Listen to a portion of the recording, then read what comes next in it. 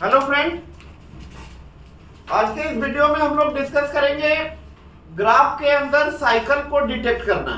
आपको previous video में बताए थे यदि रिसोर्स एलोकेशन ग्राफ के अंदर यदि आपका साइकिल बन रहा है और इंस्टेंस ऑफ रिसोर्स आपका सिंगल है तो डेडलॉक होने के लिए both sufficient and necessary condition होता है।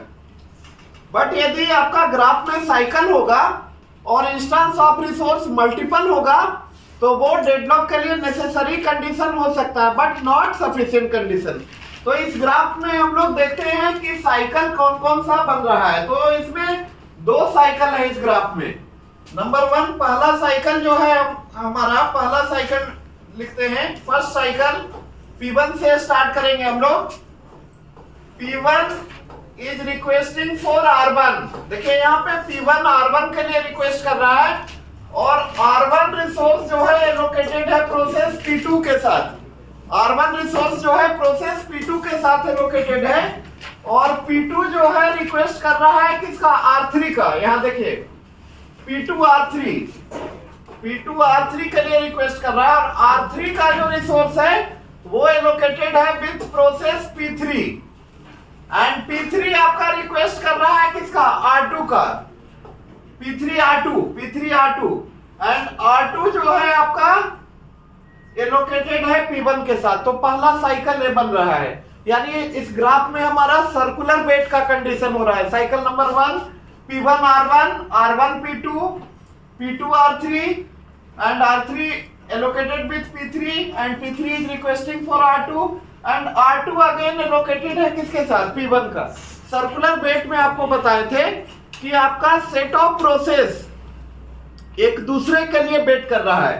जैसे यहाँ पे P1 P2 के द्वारा होल्ड किए हुए रिसोर्स के लिए बेट कर रहा है, P2 आपका P3 के द्वारा होल्ड किए हुए रिसोर्स के लिए बेट कर रहा है एंड अगेन P3 आपका बेट कर रहा है P1 के द्वारा होल्ड किए हुए रिसोर्स का। तो पहला साइकिल बन रहा है, यानी सर्कुलर बेट का कंडीशन है। और दूसरा इस ग्राफ में होल्ड एंड बेट का भी है।